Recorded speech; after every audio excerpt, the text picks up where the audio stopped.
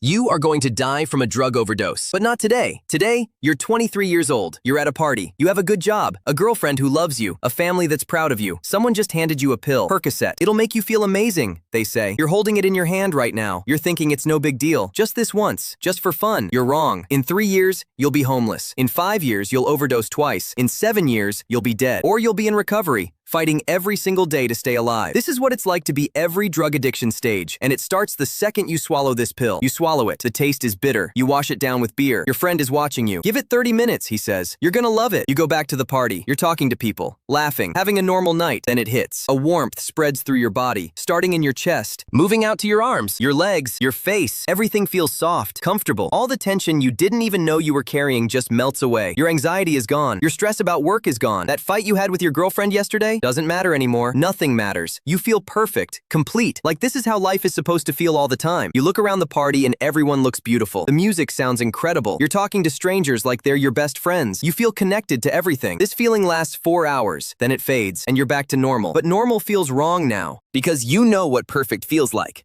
and you want it again. Stage 1. Experimentation. You tell yourself it was just a fun night, a one-time thing, but 3 days later, you're thinking about it. That feeling, that perfect, warm, everything is okay feeling. You want it again. Not because you're addicted, just because it was nice. 2 weeks later, you're at another party. Your friend offers again. You don't hesitate this time. You take 2 pills. The high is even better. You're chasing that first feeling, and you find it. For a while, you start using once a week, then twice a week. It's all recreational. You're in control. You only use at parties. You only use on weekends. You have rules. And rules mean you're not an addict. Addicts don't have rules. Addicts are homeless people under bridges. You have a job, an apartment, a life. You're just someone who likes to have fun on weekends. That's what you tell yourself. That's what everyone tells themselves at stage 1. Stage 2. Regular use. 6 months have passed. Your rules are breaking. It's not just weekends anymore. It's Wednesday after a stressful day at work. It's Monday morning before a big meeting. It's whenever you feel like you need to take the edge off. And you always feel like you need to take the edge off. You're buying your own supply now. You're not waiting for parties. You have a dealer. His name is Marcus. You have his number saved under Mike from Gym. You text him code words. You around? Means, can I buy? Yeah, come through. Means, yes. You meet him in parking lots. Hand him cash. Get a small bag of pills. This happens twice a week, then 3 times, then daily. You're spending $300 a week. That's $1,500 a month. You're draining your savings, but you tell yourself it's temporary. You'll cut back soon, just not today. Today you're stressed. Today you need it. Your tolerance is building. That first pill gave you 4 hours of bliss. Now you need 3 pills to feel anything. Your brain is changing. The dopamine receptors are getting fried. Your natural ability to feel happiness is shutting down, but you don't know this. You just know that sober feels like shit. Food tastes like cardboard. Music sounds flat. Your girlfriend is talking to you and you're not really listening because all you can think about is using. She's noticing. You seem distant, she says. Is everything okay? Everything is fine, you tell her. You're just tired, just stressed, just need some space. She believes you. For now. Stage 3. Risky use. 1 year in. You're using every single day, multiple times a day. You wake up and the first thing you do is use. Before coffee, before breakfast, before anything. Because if you don't, you feel wrong, anxious, shaky, sweaty. It's not withdrawal yet. You just feel off. 1 pill fixes it, so you take the pill. You're late to work constantly. Your boss has noticed. You've gotten 2 warnings. Your girlfriend found your stash. She was looking for a phone charger in your drawer and found a bag of pills. 40 pills. She's standing there holding it. Her hands are shaking. What is this? You lie. They're for back pain. The doctor prescribed them. She doesn't believe you. There's no label. This isn't a prescription. You get defensive, angry. How dare she go through your stuff? This turns into a fight, the worst fight you've ever had. She's crying. She's asking if you have a problem. You tell her she's overreacting. You tell her you can stop anytime. You tell her you'll prove it. You throw the bag away in front of her. You're done, you say. She believes you. You dig the bag out of the trash the second she leaves for work. The risky behavior escalates. You're driving high. You ran a red light last week. Didn't even see it. You're stealing. Small things at first. $20 from your girlfriend's wallet. She won't notice, except she does. She doesn't say anything, but you see her counting her cash now. You're calling in sick to work. Once a week, then twice. Your boss calls you into his office. Is everything all right at home? Everything's fine, you say. You've just had some health issues. He's concerned. He offers you time off. Suggests you see a doctor. You say you're handling it. You're lying to everyone, including yourself. Stage 4. Dependence. 18 months in. Your girlfriend left. She tried. She really tried. She gave you ultimatums. The pills or her. You chose the pills. Not consciously. You told her you'd quit. You meant it. But the next day, you were using again. She packed her bags. She was crying. I love you, she said, but I can't watch you kill yourself. You told her she was being dramatic. You're fine. You're handling it. She left anyway. You're alone now. You lost your job. You were fired. Too many absences. Too many times showing up high. Your boss knew. Everyone knew. You just thought you were hiding it better. You move back in with your parents. You tell them you're going through a rough patch. Depression, anxiety. They believe you. They're trying to help. Your mom makes your favorite meals. Your dad sits with you and talks about job opportunities. They love you.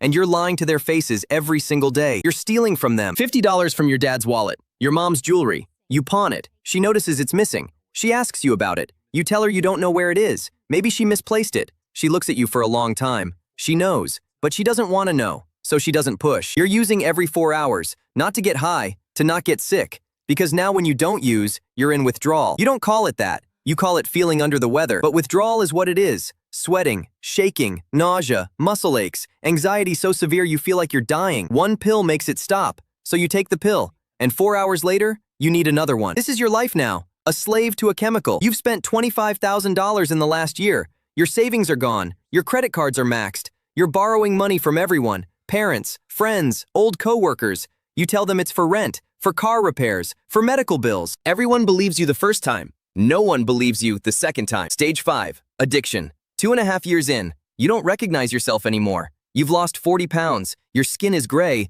Your eyes are sunken with dark circles. Your teeth are rotting. You haven't been to a dentist in 2 years. You look sick because you are sick. Your parents found needles in your room. You're not taking pills anymore. Pills are too expensive. You switched to heroin 6 months ago. It's cheaper. $10 for a hit versus $30 for pills. The math made sense. Your parents confronted you. Your mom was crying. Your dad was angry. They gave you an ultimatum. Rehab or get out. You told them you didn't need rehab. You could quit on your own. They didn't believe you. They told you to leave, so you left. You're homeless now. You sleep in your car when you have gas money. When you don't, you sleep outside, behind buildings, under bridges, in parks. You have 2 outfits, both filthy. You smell. You know you smell. People avoid you. They cross the street when they see you coming. You don't blame them. You wouldn't want to be near you either. Your entire life is about the drug. Every decision revolves around getting more. You wake up sick. You panhandle for money. You steal. You've done things you never thought you'd do. Things you can't think about, because if you do, you'll hate yourself even more than you already do. You've traded sexual favors for drugs. You've broken into cars. You've shoplifted. You've become the person you used to look down on. The junkie. The addict. The person you thought you'd never be. You're using 10 times a day. Every time you can scrape together enough money, the high doesn't feel good anymore. It just makes you not sick. That's all you're chasing. Not euphoria. Just the absence of pain. You've overdosed once already. Your friend found you blue in a bathroom. No pulse. He hit you with Narcan. You woke up gasping. And you were angry. Angry that he brought you back. Because for a few minutes, you were at peace. No pain, no shame, no struggle. Just nothing. And nothing felt better than this. You think about death constantly. Not suicide, just the hope that the next hit will be your last, that you'll fall asleep and not wake up. Stage 6.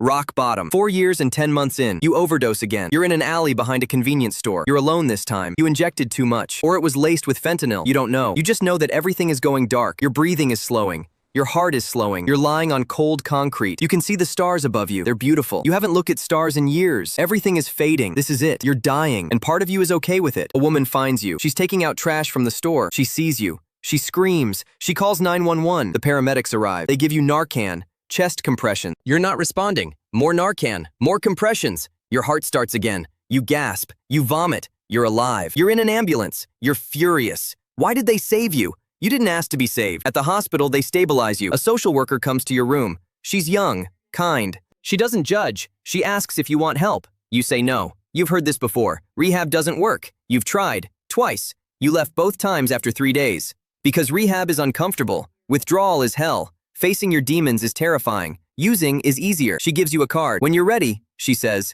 you throw it in the trash next to your bed. They discharge you the next morning. You use that afternoon. But something is different. That moment in the alley, lying on the ground, watching the stars, thinking you were dying, it changed something. 3 days later, you're sitting under a bridge. You're dope sick. No money, no drugs, no options. And you're tired. So fucking tired. Tired of being sick.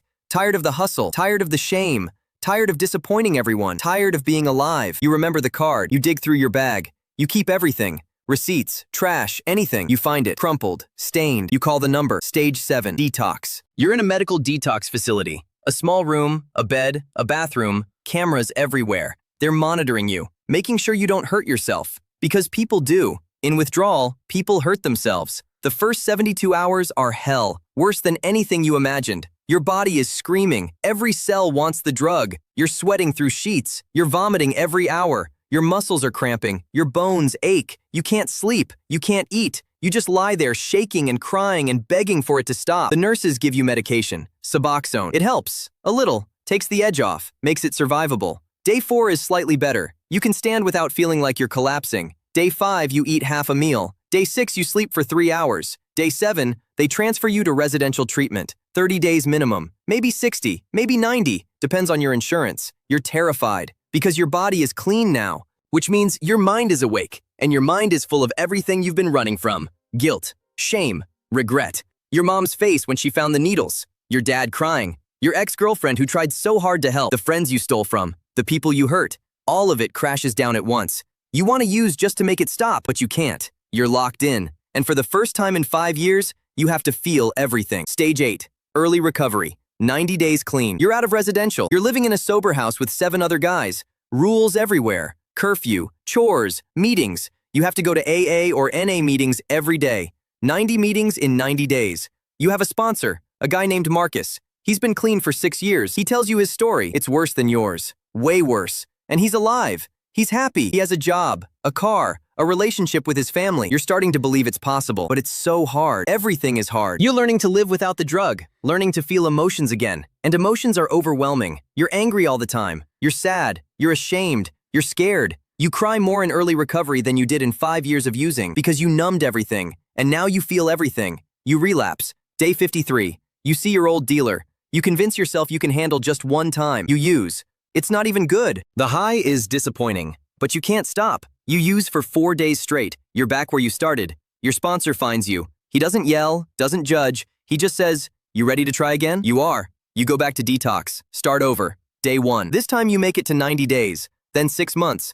You get a job. Construction. Manual labor. It's hard. Your body aches. But it's honest work. You're not stealing. You're not lying. You're showing up every day. You're rebuilding. Slowly. Stage 9. Long-term recovery. 3 years clean. You have a life again. A real life. You have an apartment, a car, a job. You're paying taxes. You have a savings account. Not much, but it's yours. You earned it. You talk to your parents again. Your mom cried when you called her on your 1-year anniversary. Your dad helped you get your job. He vouched for you. You're proving him right. Every single day. You're not the same person you were 7 years ago. That person is dead. You killed him. And you're someone new now. Someone better. You still think about using. Every day. When you're stressed, when you're lonely, when you're bored, the thought comes. Just once. Just to take the edge off. But you don't. Because you know where that leads. You've been there. You almost died there. You're not going back. This is what it's like to be every drug addiction stage. From that first pill, to rock bottom, to recovery. Most people don't make it this far. 70% relapse in the first year.